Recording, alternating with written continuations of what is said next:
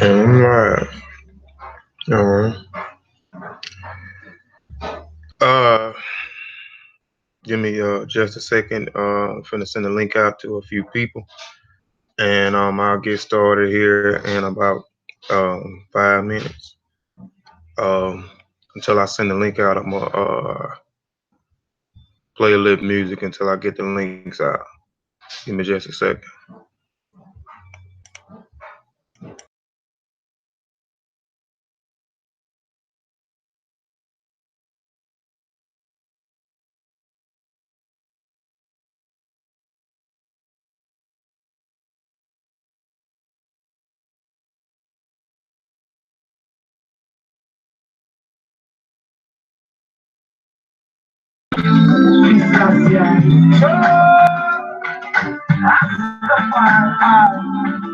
I'm body slavery right now.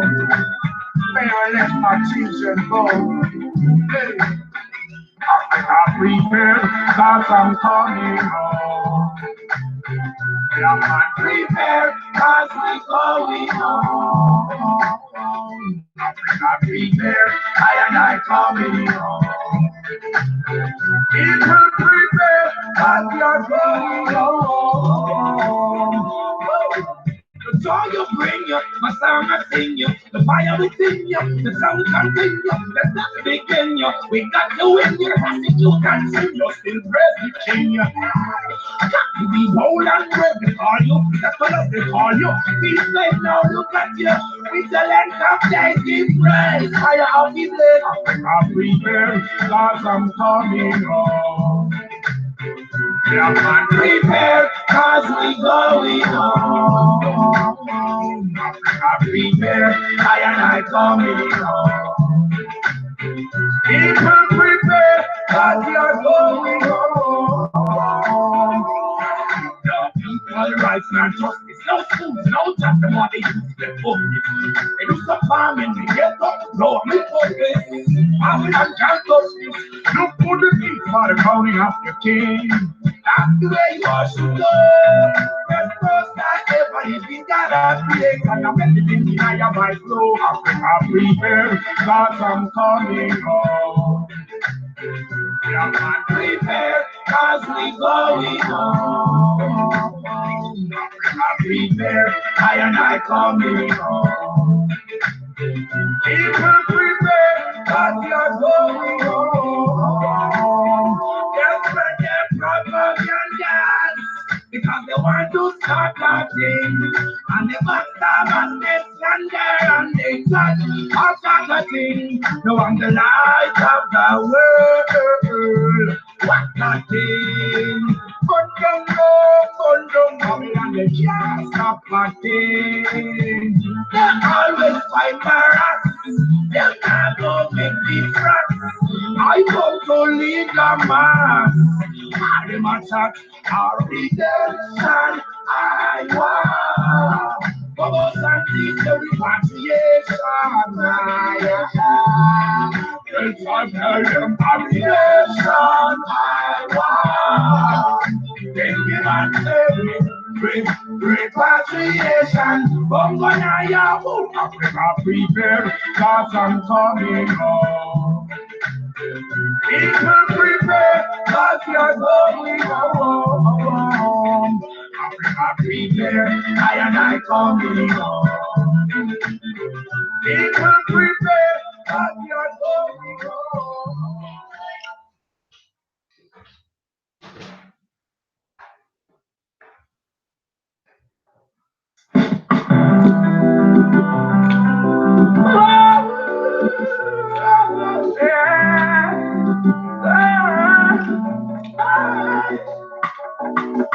Yes, you got to get going. Another time to sit down. Some people not know life is a cycle. They got to know how to get around. Yes, you got to be strong and be all the best you can. The world is on your back of your face and down your way to love. Yes, you got to be strong and be all the best you can. The world is on your conquer your pain, and that's the way to love. How you doing? Long time I haven't seen you. Hope you baby, you can know like the good we haven't seen this. Nothing coming, you got to work hard, I'm telling you. Hope and pray for the best, cause I believe in you. Not like a certain life, cleanliness intriguing you. Pick up some breaks from my life. I'm part of being here. Did your time got the good, the system killing us, the shooting us, and we call it whatever it is. Show the work, but we got the struggles continue, yeah. Check the conditions in which we're living, yo. I know what I'm giving you. That you have to be the winner. I think you're going to be the having a this. Yes, you got to be strong. And be all the best you can. You want to come here, come to your face. And now you're ready to love. Yes, you got to be strong. And be all the best you can. You want to come here, come to your face. And now you're ready to love. People don't feel with expectation, that's fine with me. Opportunity comes but once, so it's time for me. I don't think up I have to call the sunshine for me. Something in the back of my heart keep reminding me. Keep on listening here when I call. There's good and that's a just be good and stand tall.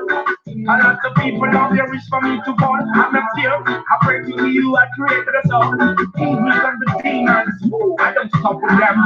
Cause they don't like it. Hey, what's up with them? I just can't do the plan off because it's like the oxygen. I don't know Mali, I don't know from them. Yes, you.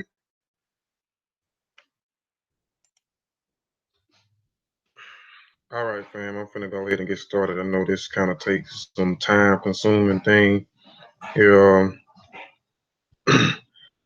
Trying to send out some links to the group to get some people in the chat. But I ain't finna hold it up because I want to go ahead and get started.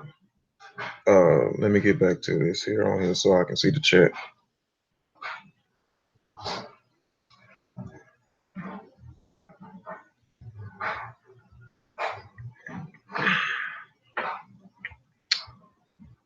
All right. Yeah, sure. Help me out, man, because I'm trying to. We're trying to share some videos, but I'm finna stop. I couldn't share a lot of them. But first, I want to say Happy Mother Day to all the mothers out there. Um, I want to say ETM Hotep, Dua Duau, Dua Aku, Dua Netcha, uh, Uncle Giles and Neb, Fatmo Iwa Pele, Fatmo Alafie, Modupe, Igungun Majube Ibai, Igungun Kiki, Igungun. I always have to give honor and praises to the ancestors. Um, so I appreciate everyone that's in here. Maybe we'll get some more participation later. I know it's Mother Day and some people may be out doing things, but if you can't catch it now, come back later on and check it out in the archives. I'm going to share my screen.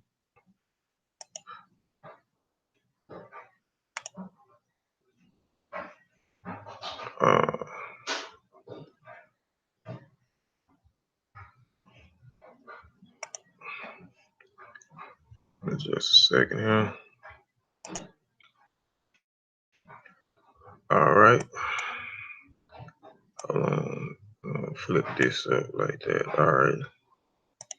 So let's get started.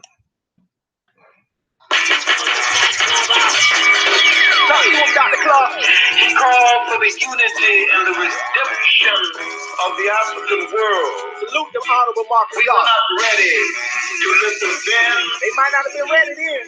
There's wonder whether we are ready. Ain't no doubt about it. To listen. You ready, baby? Now. Let's go. Yeah. Flag fly high, flag fly high, flag fly high. Black kiss in the sky, waving side to side. The flag fly high. Come on. Flag fly high, flag fly high, flag fly high. All these G's on the rise, all eyes will recognize. Flag fly high. Hold it high. Let it fly. Rebel colors forever, Bobby would never die. Over 90, the throne ready, let's take a ride. That's what big men don't choose a side. This is the path for the warriors. kill, bad glory, yes, yeah. Black power represents us. You either rolling with Africa or against us. Black lives, black lives, black lives. Black kiss in the sky, waving side to side, it's the black lives. Come on. Black lives, black lives. All the G's on the rise, all eyes don't recognize the black lives. The red is for the blood. I got the best stock, the rest got stood. The black is for the gods, melanated and elevated, holding the main charge. The green is for the cradle. Africa, everything first, the earth stable. This excellency, put it together as a symbol of liberation. That's how we get the letters RBG. Black lives, black lives. Black kiss in the sky, waving side to side, it's the black lives. Come on. Black lives, black lives. All these G's on the rise, all eyes don't recognize the black lives. This blind mind is 99. People on it of no time. How we grab on my design, we won't ready. Hard line, ain't no game for that red flame. Trip stage of that black thing. Revolution is my thing. Till we free, I won't change. Think you can count on that like an advocate. Celebrate the victories and the challenges. Yeah, I was gonna try to finish playing the whole video, but I don't know if my speaker went out. Uh, Lafayette, brother Cuban Castle, I see you just jumped in here. Lafayette success in is a state of mind. Lafayette, Arakunrin, any Haret Sean California, Lafayette, Chris Adolfo, if I'm saying your name right, Lafayette. Today's presentation is called "Who is the Gullah People? Who is the Gullah People and the Gullah People?" presentation. All right, let's jump into it. Now, this is a phrase that my brother Akurani Iniharet Sean Kalfani coined for the Masi Warrior Clan group. It is a phrase that we do before we do our presentations because we are at war with our history, or we are at war with our culture. We are at war with our traditions. So after this, I'm jump straight into the presentation.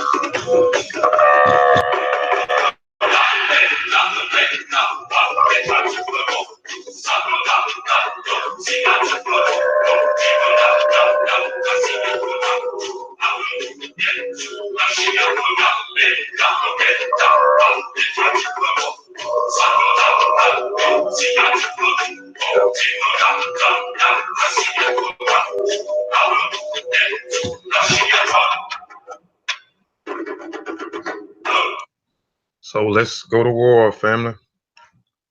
All right, this is a disclaimer. I always have to put a disclaimer out here before I get started. Hold on. Oh boy. The disclaimer is I am not a teacher, but merely a student sharing information. And that information provided is for the educational purpose only. And if you are in doubt, do the research or have it verified by someone qualified.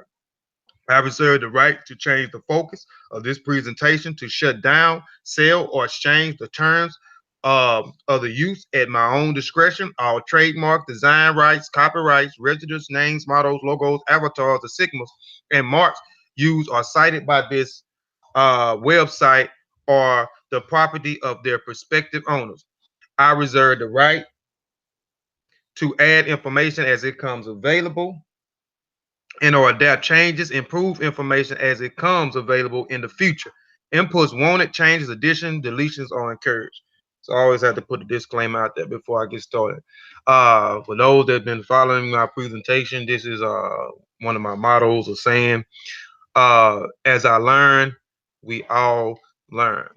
And as I learn things, I'm gonna continue to share information, presentation, and the presentation style or format. Also, I believe that this is the only way we'll be able to sell is whatever we learn, we pass it down to our families, our communities, to our societies, our states, our countries, and so forth. All right. There is approximately 178,000 Gallas in the world. 165,000 are from Liberia. Most of them live in Western Liberia, primarily in the district of Lofa, Grand Cat Mount, Boma, and Monserrato. The rest of the Gala live in a neighboring country of Sierra Leone. Most of the Galas are rural farmers who rely solely on farming, and their livelihood family ties are strong. All of the family members work together to cultivate and harvest their crops. It is a traditional of the Gala uh, that no one harvests their crops until the offerings of the first fruits to the gods are carried out. And we see this throughout all African traditions, no matter where you at. Most of the African tribes, clans, and societies that I have studied, when they're dealing with harvesting and reaping the benefits, they always are giving a offering into the lower deities. Um, Yearly yams and ground nuts harvests are also celebrated. During times of droughts, a village elder offers a prayer for rain for the god known as Dah. The Galas are mostly Muslims, 75%, and 2% Christianity. And we know the 75% and the 2%, we know that those are invaders that came in and converted those Gala people um, by force or different other methods that they use in order to convert those people into their own to the invaders' religion. So they're set today is 75% and 2% Christianity. The rest still adhere to their traditional religions of animistic belief that non-living objects have spirits. I mean, non-living objects have. I made an error there. No, yeah, I made an error there. But animism is just the ancestors that believe that everything in existence has a spirit. Ancestor worship is also commonly practiced. The Gala believe that the spirits of their deceased ancestors are alive and need to be fed and cared for.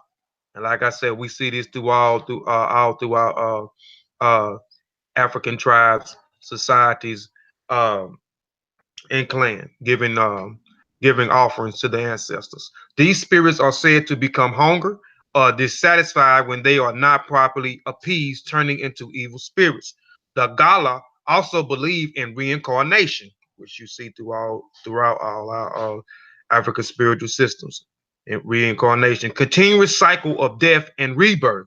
When someone dies, he is believed to be reborn into the family of either his family or his mother. Right? Most traditions believe that once you die or and you come back through your ancestral lineage. You come back through your own bloodline.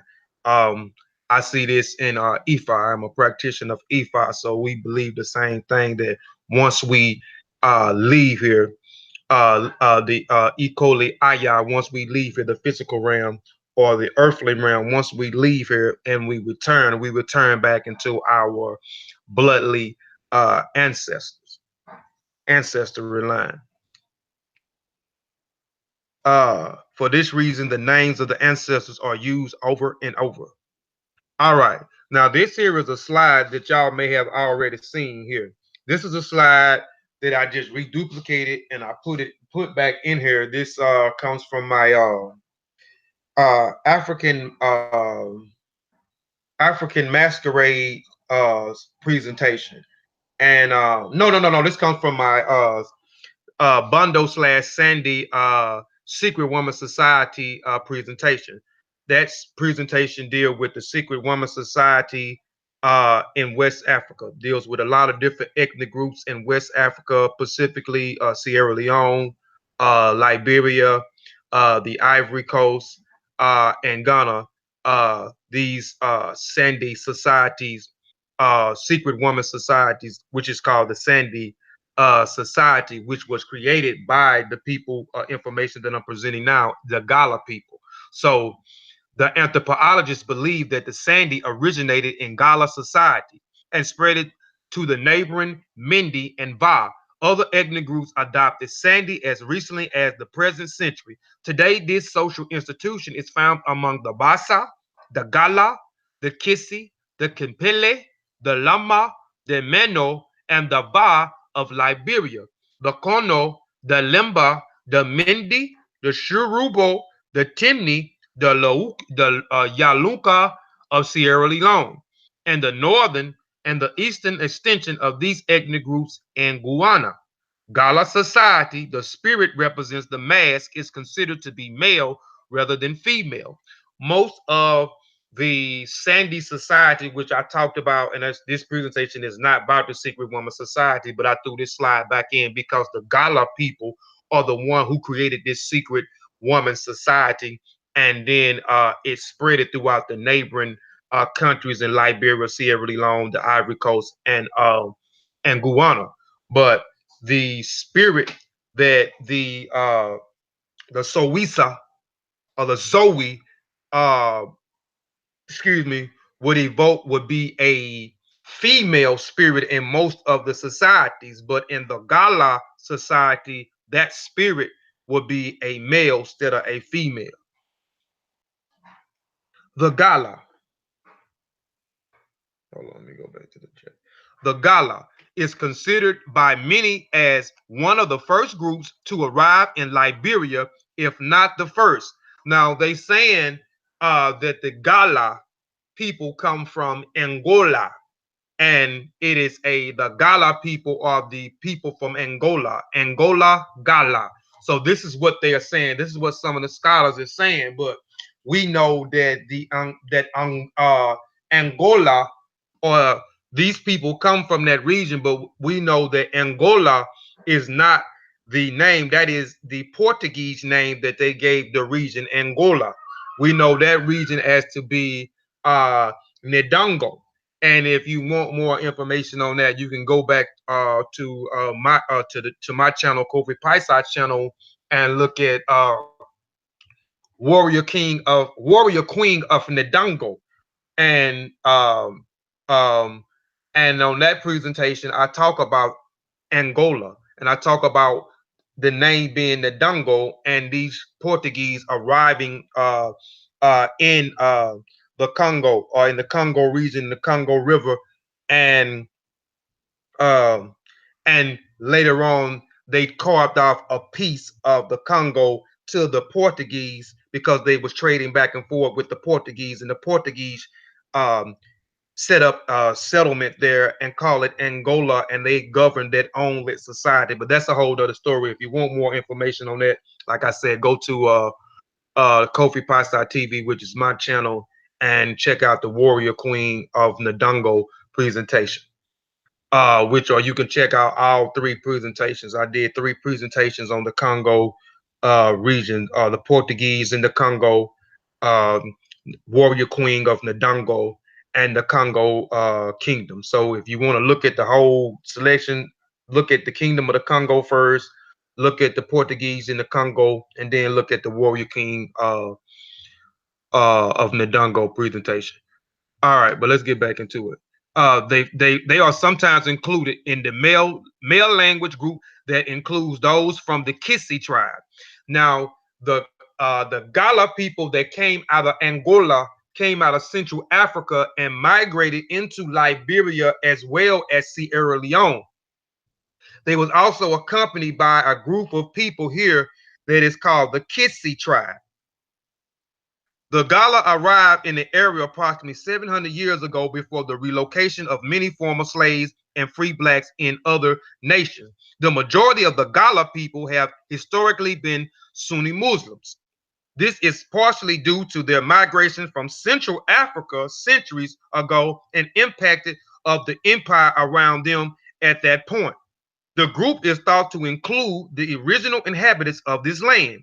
Many groups assimilated to the Gullah culture introduced their own culture. There were a good portions of Gullah people, however, that became lower middle class workers due to exploitations and targeting by the government. Additionally, as the Gullah have established themselves and grown accustomed to those around them, there has been a shift to Christianity by many families and individuals. Many Galas, many of the Gala people earn their living through traditional crafts and agricultural work. And family, I'm just going to paint a picture for you because this whole presentation is to show you how that the people in South Carolina in the United States and Georgia and parts of Florida are descendants from these people called the Gala people. And I'm going to show you, get you familiar. What I'm doing is trying to get you familiar with the Gala people that are from Central Africa who migrated into Western Africa, specifically regions of Sierra Leone and Liberia. So I'm trying to paint a picture to get y'all an understanding who the Gala people who the Gala people are before we go into the Gala people over here in the United States. So many of the Gala people earned their livings through traditional crafts and agricultural work. Crafts included blacksmithing, carving, and weaving. Many of the Gala artists that carve are sought after because of their skills and ability to make masks. Many of the groups are surrounded areas and tribes who have masks involving ritual seekings the Gala carvers to make their masks. So their Gala people also had a were specifically skilled in making these ritual masses, and we can see those ritual masses if you go to uh, some of the Sandy Society where they use these uh, these masquerade masks. So a lot of these guys carved and made these masks, and also so these guys were skilled uh, in bringing what they say power into the mask so that the masqueraders who wore the mask could have the power to evoke the ancestors, or the mask can be an intermediary between the physical world and the spiritual world. Many of the groups surrounding areas and the tribes who have masks involving ritual seekings of the Gala carvers to make their masks. Additionally, the Gala weavers are highly sought after to make traditional garments and ceremony gowns. So the Galas were also skilled in making a lot of the traditional garments and the ceremonial gowns as well. These specialized tasks have remained in the era because of their uniqueness and the passions of skills to the youth. Peace, peace, brother Jadar. Peace, no love for thug life. Peace, peace. Hotep, Ampu, Ma'at. Ampu Ma'at Ra. Trying to speak to everybody that comes in the chat. Peace, peace, peace. Share the video too, family. If y'all know some people that may appreciate this information, please share it to your page or share it to some groups that I may not be in. All right, Gala lifestyle. Many of the Gala people are farmers.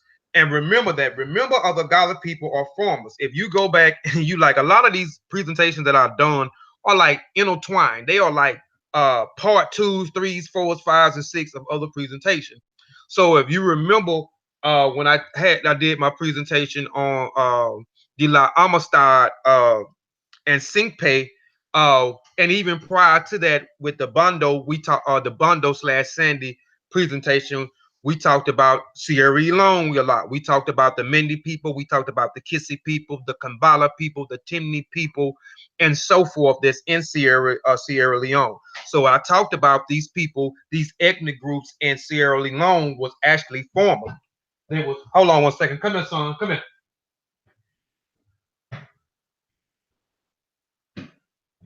Let me see. No, let me see what you got. Oh. All right, sorry about that. So the people in this area specifically deal with, I mean, they were farmers, and their farmers was rice. Their specifically farms was rice. They was rice farmers. So remember, the Gullah people was rice farmers because it's gonna all tie into. So remember that the Gullah people were farmers. They had rice farms. So remember that the Gullah people in Sierra Leone, in Liberia, was skilled in producing rice. So remember that. Agriculture is the main source of income for most of these people. The primary crops for the Gullah and many Liberians is rice. The war in Liberia was partially due to the economic turmoil and the fluctuation in the market of many crops, specifically rice. In Liberia, there are areas that specialize in cultivation of highline rice and swamp rice. The Gullah people typically are known for their use and distribution of swamp grass. So remember that too. Remember that too. They cultivated of highland rice and swamp rice.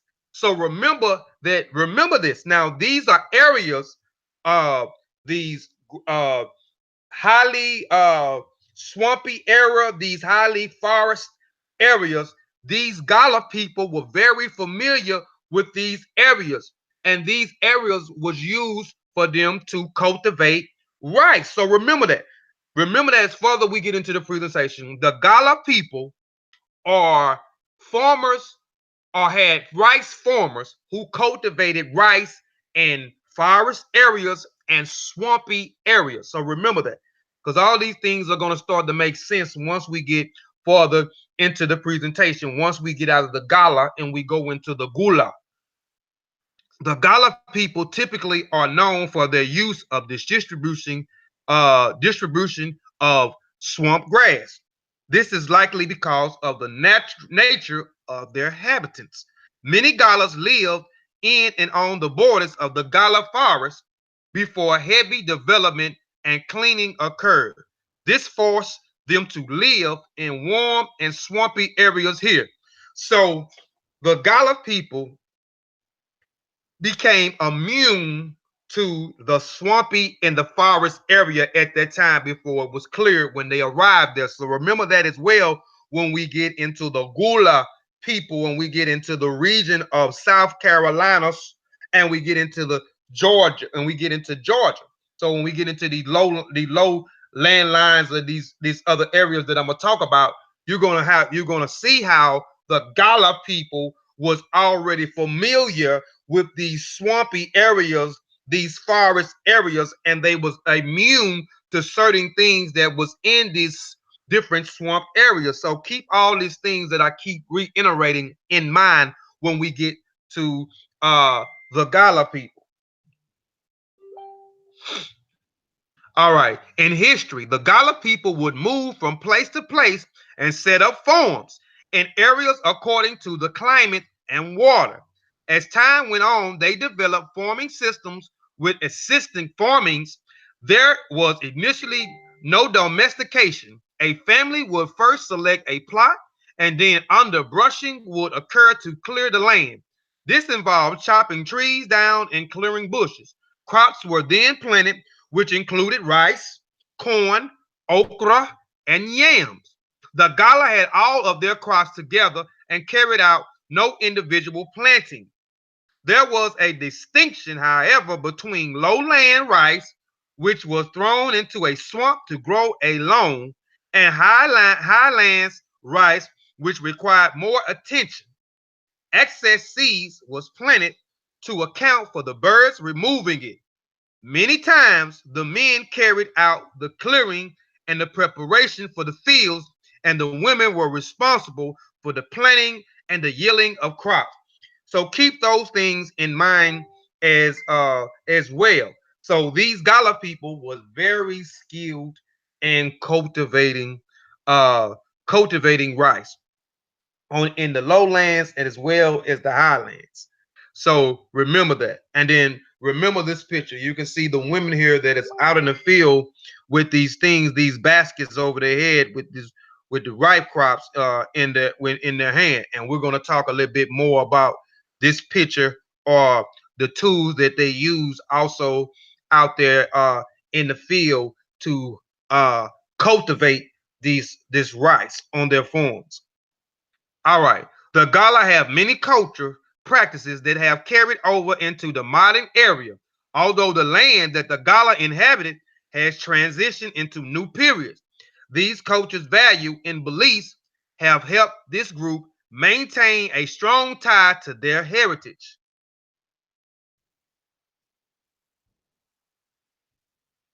Men and women generally eat separately, with women waiting for men to finish before they begin. Individuals will hold their bowls or plates with the left hand. You can see over here on the side, they're holding it with the left hand and eating with their right. It is seen as disrespect if eating is carried out in an alternate manner. As people become men, a common method for validation of maturity is a urine test. An elder male will take a boy behind the house and have him urinate on the stone. If the flow of the young man urines is strong enough to move the stone, then he is viewed as being eligible for marriage. As a girl becomes a woman, her breasts are felt or slapped by the matriarch of her family. If the matriarch approves of the plumpness or overall feel of the girl's breast, she is ready to be married.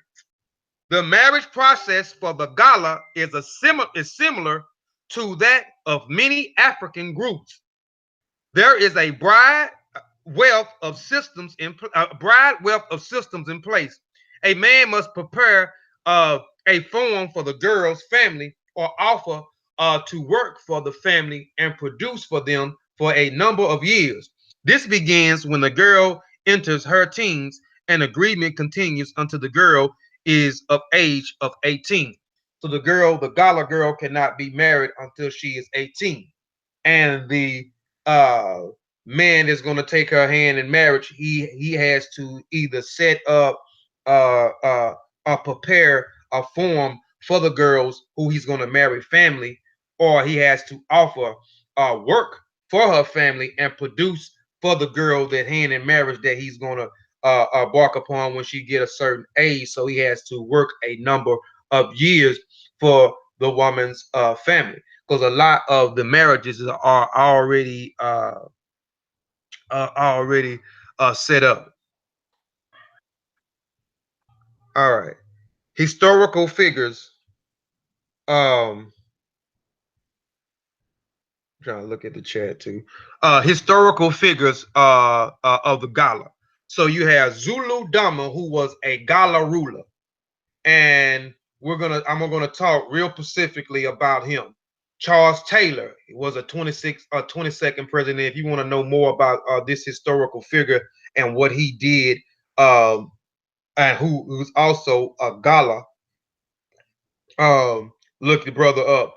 Here is the president, the 24th president, who was a historical figure of some certain things that happened that transitioned her to being a president, which started after Zulu Dumba, and a chain of effects that happened that occurred with him and occurred with her becoming a president. And she's no longer the president. I think the president now of 2018 is George somebody.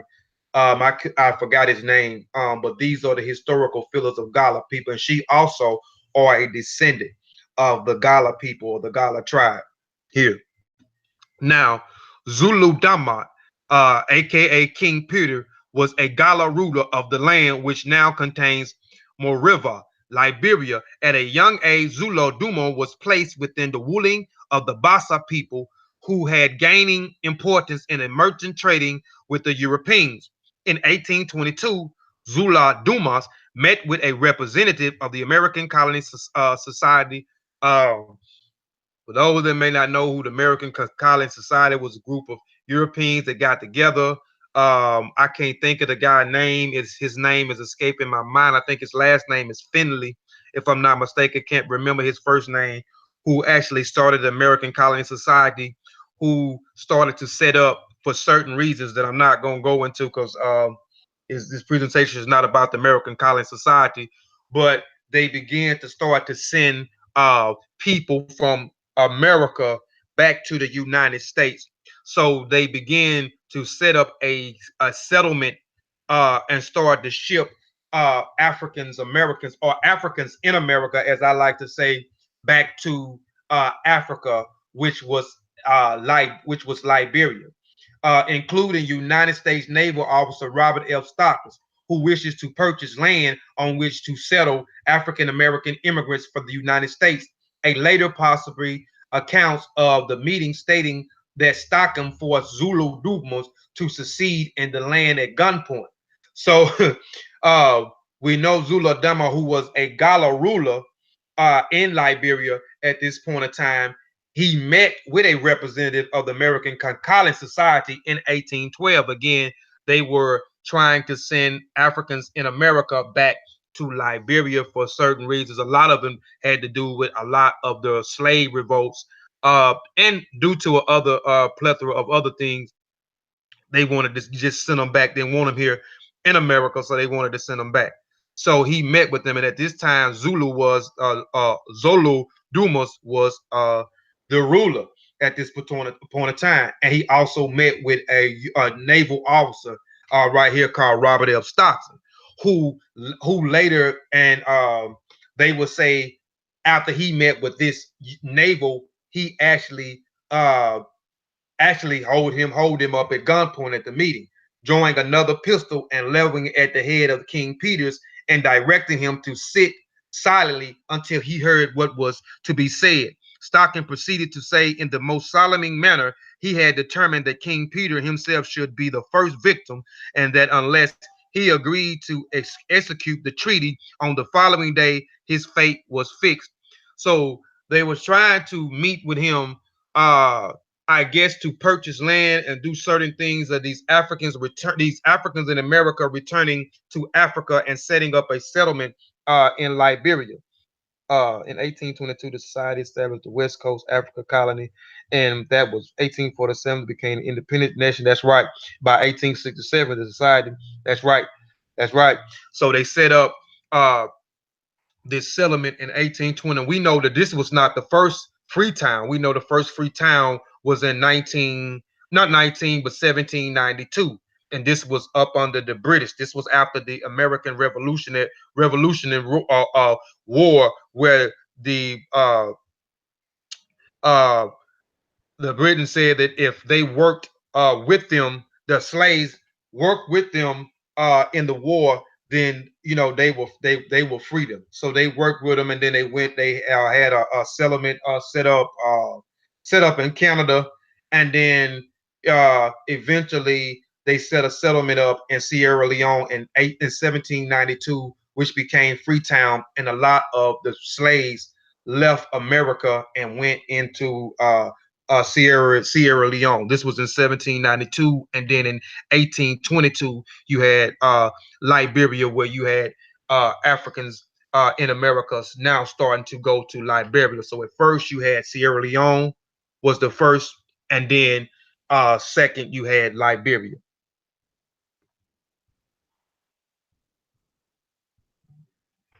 Uh, Now, as I introduce y'all to the Gullah people. Now, before we go into the Gullah people, I want to talk about the Bance Island real quick, but just give me 1 second. Give me 1 second, please. Son, come on. Right from your mom outside.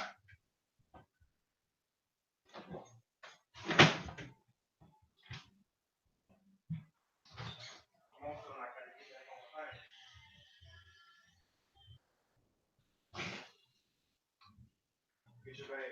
Shut the door on your way out. All right, sorry about that. Trying to get my son situated. His mom here to pick him up. Now, hold on.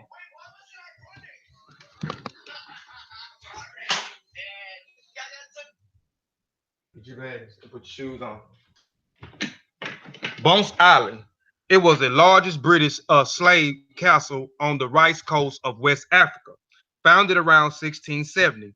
It exported tens of thousands of African captives to the North America and the West Indies until the British Parliament finally closed it down in 1808. During its long and tragic history, Bance Island was operated by four London-based companies: the Gambia Adventurers, the Royal African Company of England, my son, love you too, of England, which had official recognitions from the British Crown, and the private firm of Grant, Oswald and Company of John Alexander Anderson. During the 1750s, Richard Oswell, Bance Island principal owner, forged a strong business and personal relationship with Henry Lauren, one of the richest rice planters and slave dealers in the colony of South Carolina. Rice planters in the coastal South Carolina and Georgia were willing to pay high price for people brought from the rice coast of West Africa, where farmers had been growing rice for hundreds of years and were experts at the cultivation. So remember that the people in Sierra Leone, the Gullah people, as well as the Mende people, the Bassa people, the Timni people, the Kampele people, the Kono people, these people from Liberia and Sierra Leone was uh, rice farmers. They had been cultivating rice for hundreds of years.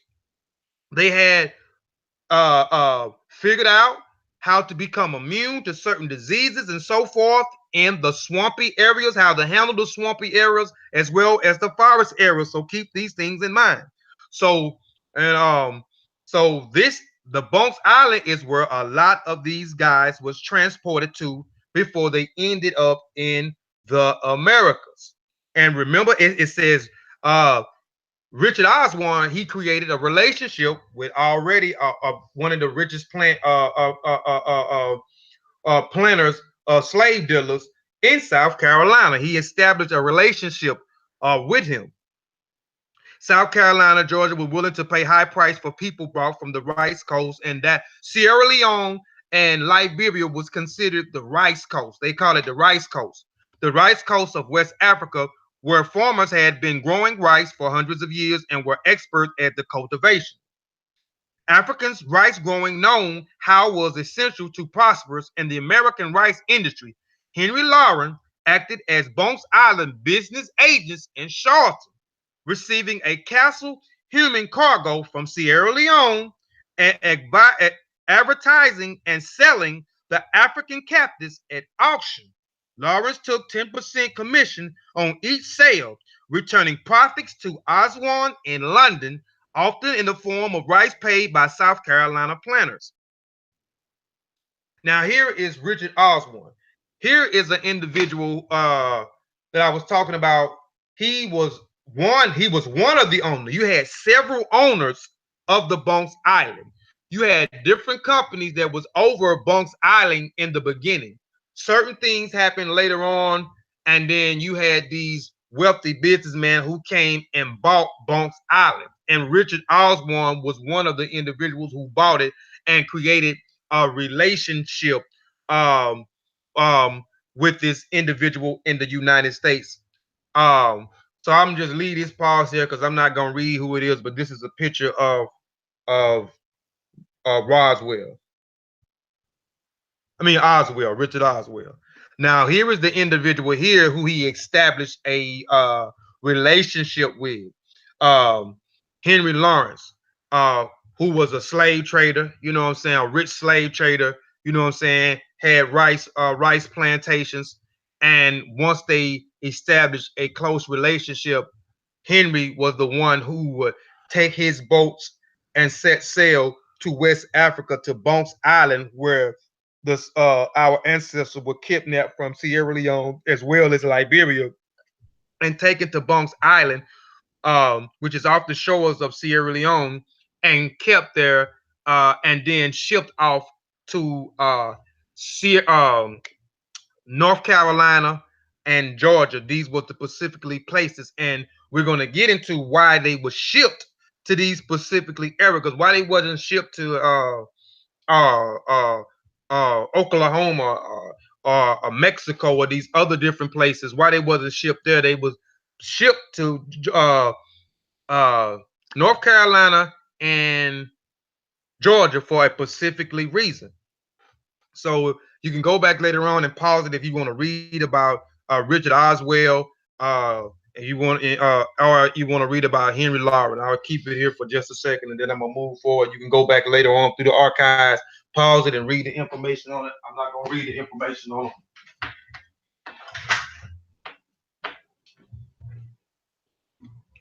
All right. Bruce Island also illustrated an endurance family ties between the Gullah people, African Americans living today in coastal South Carolina and Georgia, and their rice coast cousins. In recent years, Gullah people have made two well publicized pilgrimages to Bance Island. In 1989, yes, they made a pilgrimage there. Um, I think after the president of Sierra Leone came, because this is when they started to make a lot of distinctions, uh, and started to see a lot of the practices of the Gullah people is the same practices of the people in Sierra Leone, specifically the Gullah people, as well as the Mende. And I'm using these other ethnic groups because once you start to study the culture, a lot of these cultures fuses together when they came to America, but not only in America, when they was over in when they was when they was kidnapped and sunk to Bones Island before the rice plantations jumped off, where they created the Creole language and so forth, when the Britain had them at a particular time and taking them to Bones Island and so forth. This is pre Richard Oswell, pre uh, Lawrence time, uh, where they begin, even before that, a lot of the ethnic groups, for as the Mende people, the Gala people, the Kissy people, the Kono people, the Timni people, who is the oldest people in Sierra Leone before the Gala people, before the Mende people, before the Kissy people even migrated into these areas. These groups started to fuse together. You know what I'm saying? So a lot of these people had the same practices, uh, and so forth. Uh, but in 1989, the Sierra Leone president came. No, I think it was might have been 88, and then they made a pilgrimage because they once they found out that the people that's in South Carolina and uh, Georgia is actually, you know what I'm saying, has the same traditions. When you look at the bowls that they was creating for us, what they hold the rice wheats, white rice grains in, those was specifically weaved the same way. Some of the traditions, which we're going to get into a lot of the traditions, you know what I'm saying, comparing the traditions and so forth in a minute. So once he came and he spoke to the Gala people, even the way that they speak, the Creole language that was created in Sierra Leone, the Gala people used that to create their Gala language, which we'll get into the Gala language, and it was a form of what they call people call it broken English. And I'm gonna let you hear how they speak broken English. We know the Britain had them, and they created the Creole language, this form of English, or what they call broken English, and from them being kidnapped and brought to Bones Island and then to North America, they used this Creole language from Sierra Leone to create the Gala language. Imora Campbell, directed Penn Center of St. Helens Island, South Carolina, led a group of Galas to Bones Islands in the Tearful Journey memory recording in the PBS documentary. Families across the sea in 1997 Mary Morgan and her family from Harris Necks, Georgia, visited Bance Island on their trip to Sierra Leone to meet with the Mende people who shared an ancient African song they have retained in the family for generations here in America. Miss Morgan visited a is recorded in the documentary, The Language Cry In. Now, here is one of the bill of sales that they use. They use in Georgia and in South Carolina, they use a uh peace hotel Satep and Ra. They used a they targeted a certain group of people from Africa. They targeted Richard Oswell and his brother Henry Lawrence. They targeted a group, a specifically group of people. They could have went other places in Africa to kidnap, enslave, and bring them to the Americas, but specifically in South Carolina and Georgia, they specifically went out after a certain group of people, and that was in Sierra Leone and Liberia. Liberia, again, those people had been cultivating rice for thousands of years. And this is the time when the rice plantations were jumping off, and these Europeans knew nothing about cultivating rice. So they targeted a certain group of people and went after them. So here is just one of the bills of sales of many that they will have once they get back and they start selling our ancestors to other rice plantations. And it's just a cargo of 94 prime health Negroes consisting of 39 men, 50 boys, 24 women, and 6 girls just arrived in the Bagata de Mara, Francis Barra, Martha from Sierra Leone. So they target a certain group of people from Sierra Leone because they had a specific skill, and that was cultivating rice. They had been cultivating rice for hundreds of years, which I showed you with the Gullah people. So now that I painted a picture and y'all know who the Gullah people are, the Gullah people are from Central Africa. They say they are from Angola, or they are Angolians. Hence the word Gala, Gola, Gala.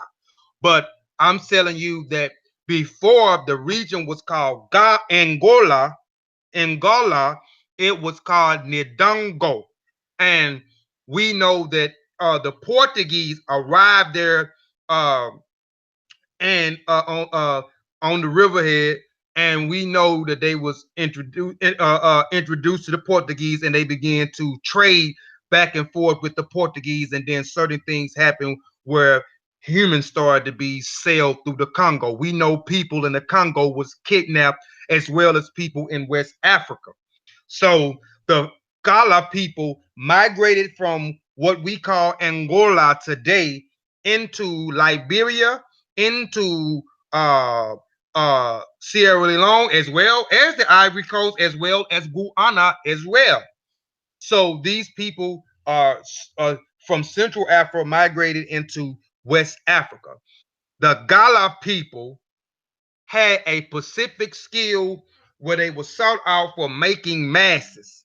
So a lot of people sought the Gala people to make their masses, and a lot of the Gala people was initiated into these different societies where they could empower the mass. They had to go through, had to have a certain skill in knowledge and information to empower the mass. So when uh the masqueraders will wear the mask, or the Zoisas or the Zoes will wear the mask, they were, and I can't remember what the men secret society of the Poro Society. I can't remember the high ranking officers that wore the mask, that was the masqueraders. I can't remember the name of them right now. But we know that through these masquerades, or even through different events or confusion, they will wear these masks and do ceremonies to invoke the ancestors. So the mask became an intermediary between the physical world and the spiritual world. And they resolved issues if they had a dispute where the elders in the community and the families could not resolve the dispute.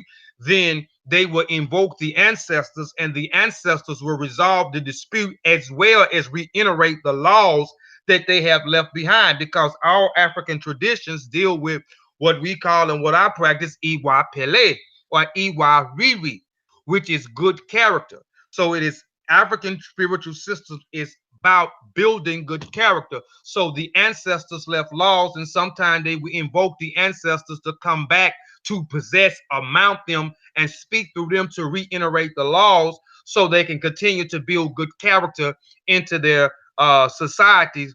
Or if they can't handle a dispute through the different chains of command, then they will have to consult the ancestors, as well as the different ceremonies when we dealing with the masquerades of the girls coming out and being reintroduced back into society after leaving the society, or the men leaving the society up to 2 to 3 to almost a year separate from their families, going through these secret societies, learning how to become a man or a woman, or how to become a better husband and wife, and so forth. If you want more information on that, again, just go to the Bundo/Sandy presentation, which is on this channel, the Mossy Warrior Clan, or you can go to my channel. It's on both channels. All right. Now, let's get into the Gullah people. We just talked about the Gola people in Africa. Now we're going to talk about the Gullah people in America. Right, just trying to check the chat. All right. The Gullah people are the descendants of slaves who worked on the rice plantations in South Carolina and Georgia. They still live in rural communities in the coastal regions and the sea islands of those two states, and they still retain many elements of African languages and culture. Anyone interested in the Gullah must ask how they have managed to keep their special identity and so much more to their African culture heritage than any other group of Black Americans. The Gullah people are the only people to keep their African culture and their heritage intact more than any other person that was kidnapped and shipped from West Africa or Central Africa and ended up over here in America. We know that our culture and our traditions were stripped away from us, and it was illegal and it was banned for us to practice our indigenous systems, and we had to adopt the oppressor of the slave master religion. But these people, even though they adopted pieces of the religion, uh, and I'm going to get into that not on this presentation, but on another presentation that I'm going to do that springboarded off from this presentation, um, which I'll talk about at the end of the presentation. But these people, the Gullah people, are the only one, those Africans that was kidnapped and brought to Bunk Island from Liberia and Sierra Leone and shipped to South Carolina and Georgia. These are the people, the only Africans to keep their culture intact. And we're going to get into how these people was able to keep their culture and their heritage intact and not banned by their oppressor or their slave master. The answer is to be found in the warm semi-tropical climate in coastal South Carolina and Georgia, which we're going to get into. Remember, I was telling you to remember that the Gullah people in Sierra Leone and Liberia have been cultivating rice for over 100 some years on the highlands and the lowlands, the forest area and the swampy area. They understood the swamps as well as the forest wooded area. And this is where they cultivated the rice due to the climate, the moisture in the ground, perfectly for the rice, and so forth. Excuse me.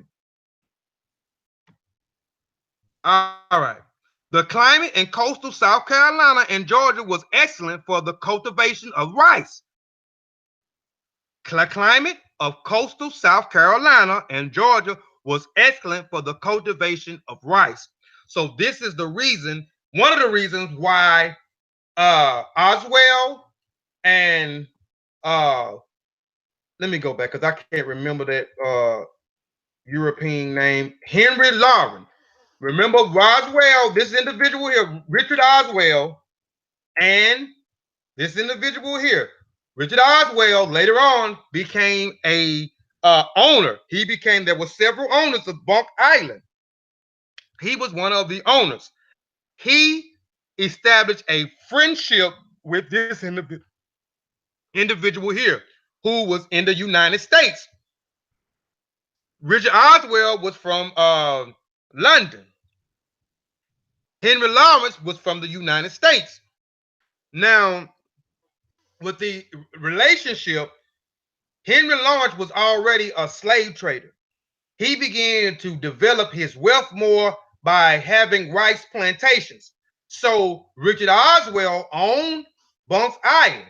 So their specifically duty was to kidnap the people from Sierra Leone and Liberia and bring them to Bunk Island and have them shipped off. Rather, where Henry he set sail over there specifically to get those people from Bunks Island and bring them specifically to South Carolina and Georgia because of the climate that was there and the sea levels where South Carolina and Georgia was specifically at.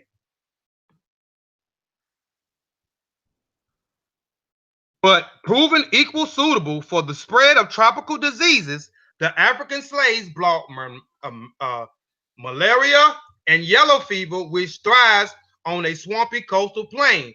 And a lot of the diseases that they had, which they became immune to, because again, when we looked at the Gullah people in Sierra Leone and West Africa, they had been cultivating rice in these forest areas and these swampy areas for hundreds of years. So now, when they get to Georgia and South Carolina, off the coast of those lines, you have those swampy areas. So they thrived in swampy areas, plains, especially around flooded rice plantations. And those swampy areas was a good place for you to cultivate rice. The slaves had some inherited resistance to these tropical diseases, but their masters were extremely vulnerable. So again, I told you they began to resist and began to become immune to the tropical diseases in the swampy areas, which in those areas you got all kind of diseases, but specifically malaria and yellow fever. So a lot of the Europeans that was here did not want to have their plantations or even live remotely in these areas where they had their slaves on these plantations. So the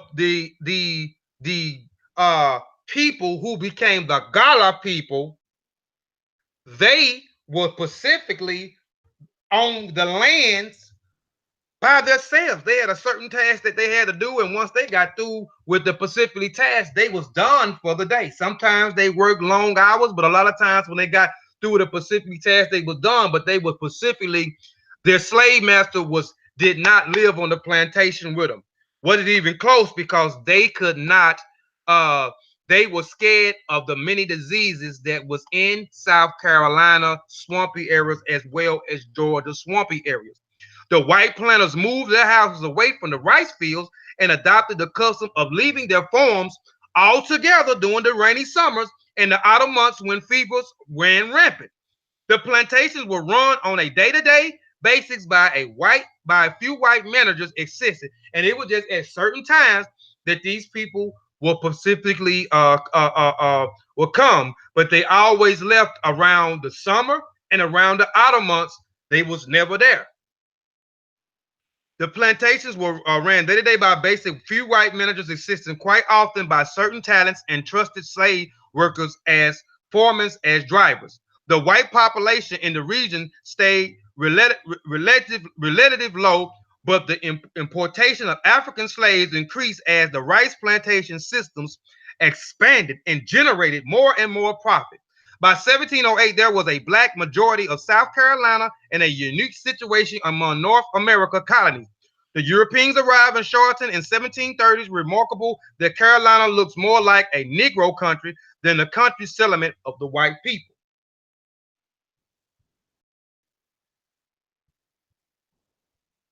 All right. Indeed, rice is what forms the special links between the Gullah and the people of Sierra Leone. Remember, I said that the Gullah people are descendants. I mean, the Gullah people are descendants of the Gullah people. So we talked about the Gullah people first. Now we're talking about the Gullah people. So I was trying again, and I'm just reiterating some things for those that may have just came in. My first few slides was about the Gullah people in West Africa, or the Gullah people, or the Angolian people who was in Central Africa, who migrated into Sierra Leone, Liberia. They went to Senegambia, they went to Gambia, Ghana as well, but specifically they were in Liberia and in Sierra Leone. And we know that they had been cultivating rice for hundreds of years. They had rice, they was rice farmers. We know that uh Oswell, who was a owner of Bance Island that was outside the coast of Sierra Leone, where they were specifically kidnapped, the Gullah people, as well as other ethnic groups who all merged together, the Mindi, the Gullah, the Kasa, the Kissi, the uh, Timni, the Kono, and other groups uh, uh, was together, and they was also specialized in this skill of cultivating rice, was took into Bance Island. And you had Lauren, who was a friend of Oswell, who established a bond and went straight into a specifically area to kidnap these people from what they call the rice coast of the windward coast, which is Liberia and Sierra Leone, because of the skill set they had of cultivating rice, and brought them to Georgia and South Carolina because of the climate area. It was perfect. It had swampy areas, forest areas, just just good for them to come and cultivate rice on these rice plantations. Uh, but Americans knew. Hold on. South Carolina and Georgia discovered that rice will grow well in the moist, semi-tropical countries bordered to the coastlines. But the American colonists had no experience with cultivating of rice, and they needed African slaves who knew how to plant, harvest, and process this difficult crop. The white plantation owner purchased slaves from various parts of Africa, but they greatly preferred slaves from what they called the rice coast of the windward coast. The traditional rice growing region of West Africa stretches from Senegal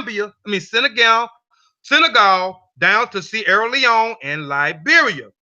The plantation owners were willing to pay high prices for slaves from that area. The Africans from the rice coast were almost certainly the large groups of slaves imported into South Carolina and Georgia during the 18th century. They didn't want no other Africans but from those regions, Sierra Leone and Liberia, because they was masters at cultivating rice, masters at and immune to being in these swampy areas, these forest areas that had host all kinds of diseases such as malaria and yellow fever. And this is the reason why when they was brung here, that the slave owner did not stay on the slave plantations that was in these swampy areas and forest area, because they were scared of the diseases that was in this area. But as I showed you on the slides of the Gullah people had already been in the swamps in Sierra Leone and Liberia before they cleared anything off when they first settled there. So they worked and cultivated in these areas for a long time. So they specifically target these groups of people from these two regions. They didn't go, they could have went any other places and got slaves, or got our ancestors, excuse me for calling my ancestors slaves, to any other place and kidnapped our ancestors from any other place in Africa, but they specifically target those two reasons for those specifically reasons. Hold on. All right. Did I?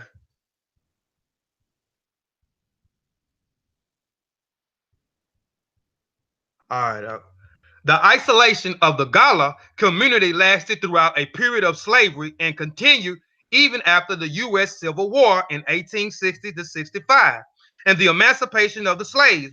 And I'll get into that a little bit later after the Civil War jumped off. We know the Civil War jumped off after the slaves was our ancestors was freed in 1863, and then officially freed with the Emancipation Proclamation in 1865. We know the North went to war against against the South, and certain things happened with the Gullah people when they became free, which they was already not, well on their own anyway, because again, their slave master didn't even stay on the plantations, and the slave masters wasn't there during the summer times, and he wasn't there during the autumn times, and they had a few individuals who would come uh, during the winter time. The emancipation of the slaves. The Gullahs on the mainland continued to work on their rice plantations as a wage labor after gaining their freedom.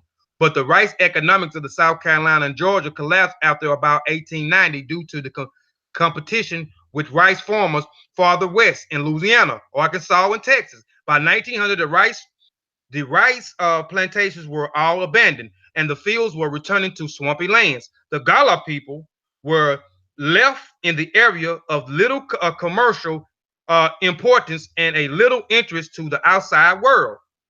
And on the sea lands, and also too, them not having, they was on the coastlines, they was in these swampy areas, so they wasn't even close to the towns, so they was isolated from everybody, the slave masters and even other settlements in town. They was isolated.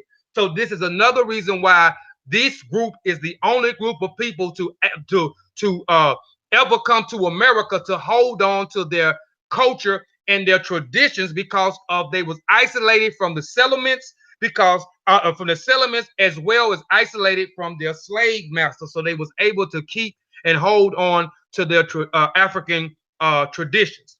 And we know most of the people that came here, they are they was their could they could not practice their digital system. It was banned. It was out. It was outlawed.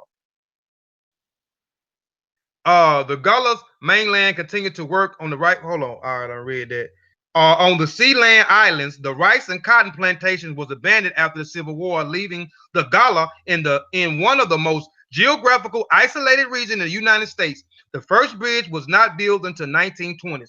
So we know that they was brought here in the late 17th century. They was there 17th century or the early 18th century, and then in 1920 the Gullah stuff, certain stuff started to happen where certain people started the Europeans. You will see that at first when they started, Europeans didn't want to have nothing to do with those regions, but for those that they kidnapped to cultivate the rice on their rice plantation, they didn't want to live there. The Gullah people were isolated. The towns weren't even near to these sea islands and so forth. So they had wanted no part to do with it but to cultivate their rice, but they didn't want to live there at all. But then in the 1920s, you start to see the Europeans, they want to start coming back. But we'll get into that a little bit later. On the Sea Lion Islands, the rice and cotton plantations was abandoned after the Civil War, leaving the Gullah there in one of the most geographical isolated regions in the United States. The first bridge was not built until 1920s, and a decade later, there were still adults on the island who had never visited the U.S. mainland but World War II. And the greatest change in America life since then have had profound impact on the Gullah community. Many people have found the economic opportunities outside the areas and return occasionally for holidays and family gatherings. The Gullah people are no longer isolated. Like I said, in 1920s, they built the bridge. And as they built the bridge, they started setting up these darn communities. They started setting up resorts. They started setting up gated communities. They started setting up golf courts and so forth along those sea islands. So the Gullah people they were not isolated. After 1865, when they was freed, the land was left entirely to the Gullah people. So from 1865 all the way up to 1920, the Gullah people had their region. And then when the Europeans come back in, they tried to take the land from them. And they did by tricking the Gullah people. They did by raising the taxes because the Gullah people sustained their own economics and worked for themselves. They didn't have a whole lot of money, so they raised the property taxes on the Gullah people, which forces some of the Gullah people out of their land because they couldn't afford the land taxes. So they seized the land and began to build these golf courses, these gated communities, as well as these different resorts on the sea islands in South Carolina, as well as Georgia. And the Gullah society now is under attack because they're saying if they lose their land, they're going to lose their culture. And again, the Gullah people, who are descendants from the Gullah people, they they always had their culture and heritage due to the isolation from the towns and the isolation from the slave master due to them being on the swampy areas, because the slave master did not want to live there because of different diseases, specifically malaria and yellow fever. All right, Gullah customs. Hold on, let me look. I'm trying to see. Um, everybody's still watching. Okay. I hope everybody is enjoying the presentation so far. We got 11 watching. We got 2 likes. Could you please hit the like button? Please, the like button. If you hit the like button, you know what I'm saying? The like button is it's easier to find the presentation if you hit the like button. The more likes, the easier for it to be found if somebody type anything up about the Gullah people or the Gullah people or the Geechee people or the rice plantations, then this presentation will pop up as well as other presentations. So that's why I'm asking to if you enjoying the information so far, please hit the like button. All right. I appreciate that. Success is a state of mind. September, I say 10 likes on mine. Okay, well, I might be just ain't updated then, but appreciate that. September Rob Mary. I don't know why I like saying your name, September. All right. The Gullah customs and tradition. The Gullah custom seems to emphasize elements shared by Africans from different areas. The Gullah ancestors were, after all, coming from many different tribes or ethnic groups in Africa. Those from the Rice Coast, the largest groups included Wolof, which is in Senegambia, the Mendika, the Fula, the Baga, the Susu, the Limba, the Timni, the Mindi, the Va, the Kissi, the Kampela, etc. These are some of the names I named. I named the Timdi, the Mindi, the Va, the Kissa, the Kampela, the Baga. They didn't have the Bassa, but the Bassa was one. Limba and a few others were one. These were a group of people that uh, all was kidnapped from Sierra Leone, who all was rice farmers. And during this time, before Priya Oswell being the owner of Bance, the British, you had the Mende people at this point of time uh, doing certain things with their kingdoms, and then smaller groups of African tribes joined other African tribes because they were small in size. So a lot of them joined the Mende and the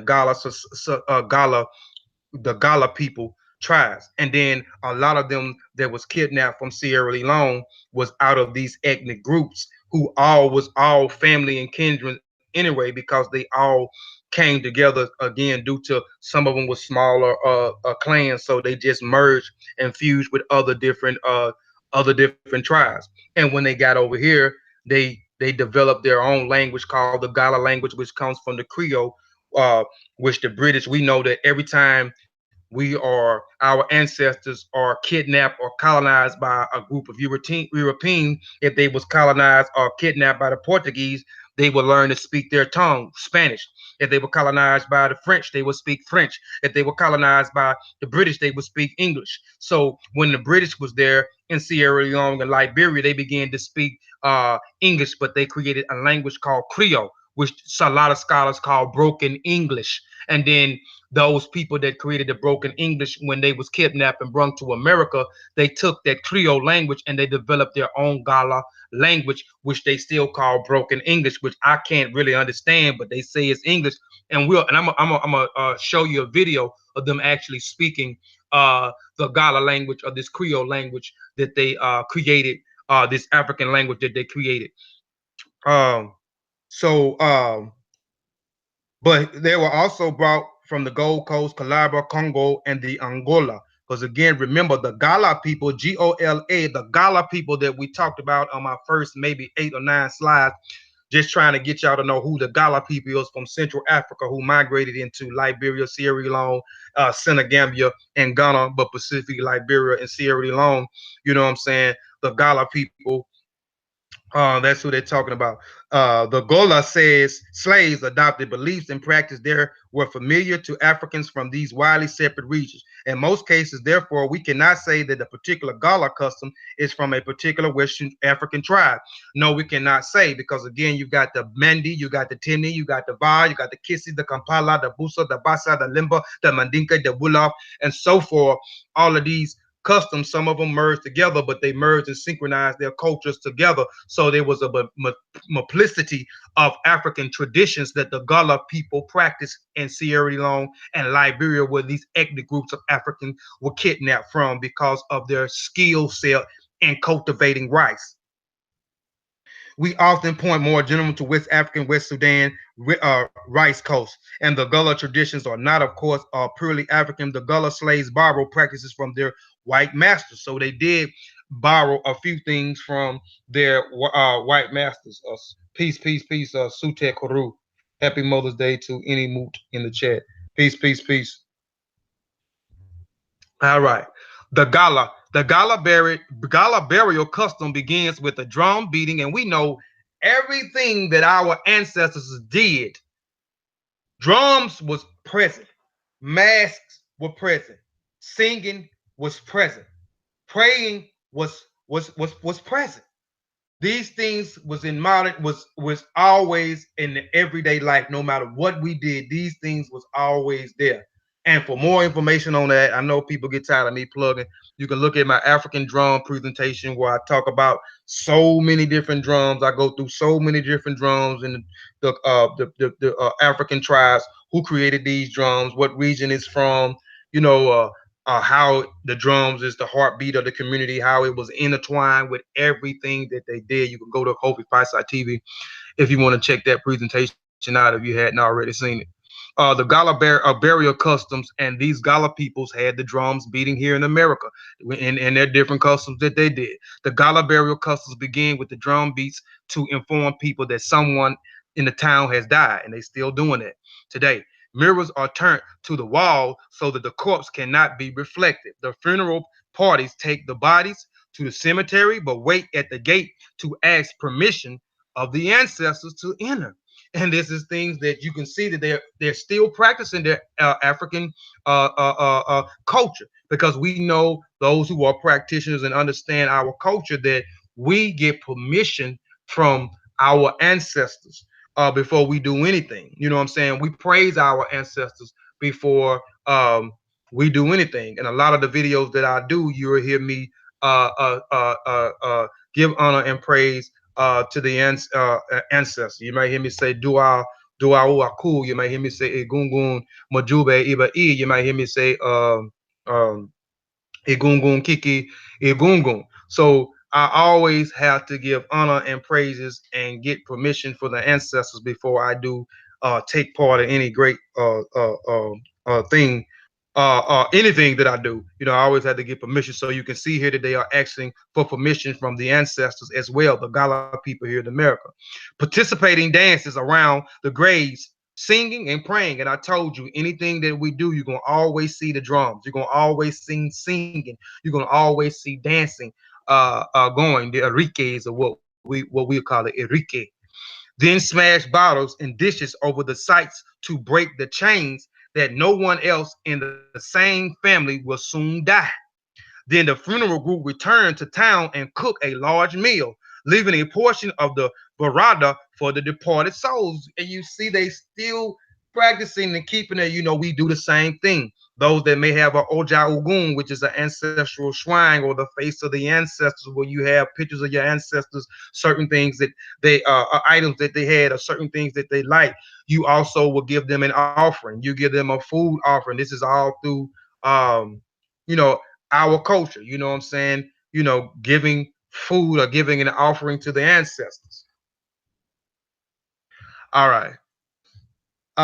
In slavery days, some Gullahs called this cooking ceremony saraka, a term derived from Arabic or familiar with most West African, and we know that the Gullah now is 75, which I showed you on the slide, is 75% uh, practicing Islam and 2% practicing Christianity, and the other 20 some percent is still practicing their indigenous system in Sierra Leone and Liberia. The Gullah believed in witchcraft, which they call voodoo, Wanga, or Hoso. They say that witches can cast a spell by putting powerful herbs or roots under a person's pillow or a place where he usually walks. There are special individuals called root doctors or doctor buzzard who can provide protection against witchcraft or withdraw the effects of a curse. The Gala also believe in dangerous spirits capable of enslaving a person by controlling his will.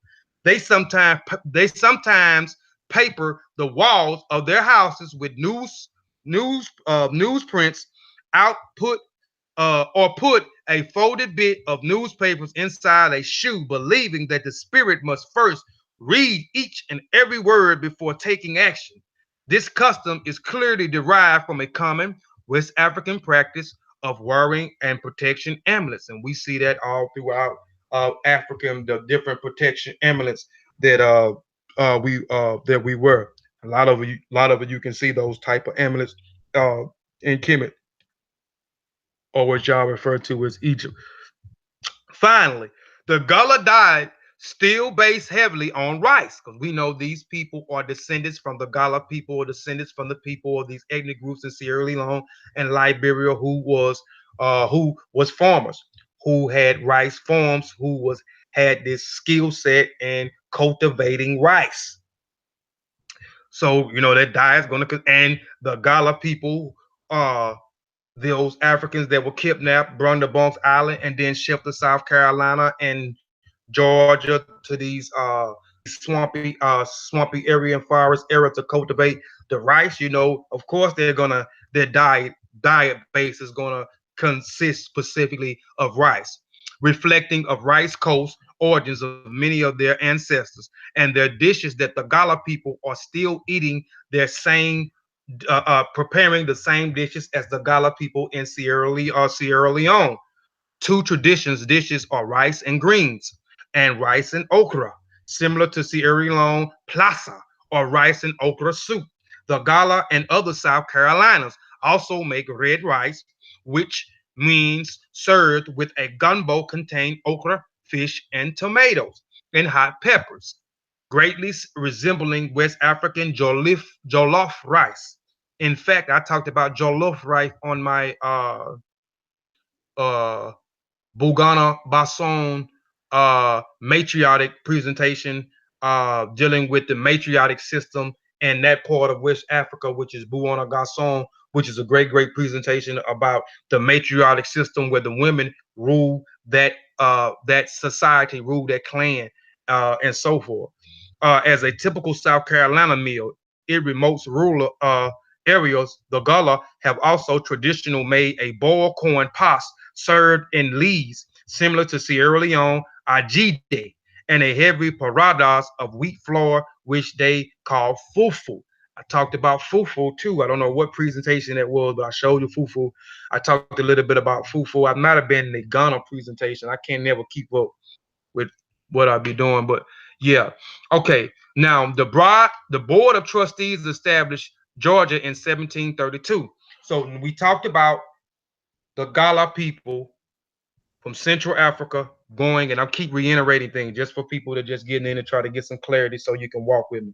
So we talked about the Gala people from Angola, from Central Africa, who migrated into Senegal, uh, Ghana, Liberia, and Sierra Leone, but specifically their dominance was in Liberia and Sierra Leone.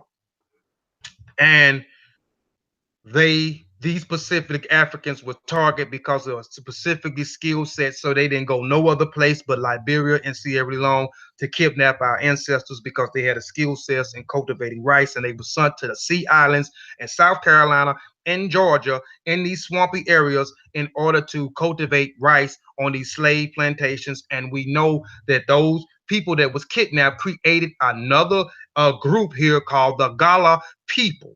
The Gullah people are descendants of the Gullah people. So these people again was targeted for a specific reason. I showed you one bill of sales, but these people was gonna. I should have put a bunch of them. Most of the region in South Carolina and Georgia. If you look at the bills of sales, ain't no other place these Africans are coming from but from Sierra Leone and Liberia.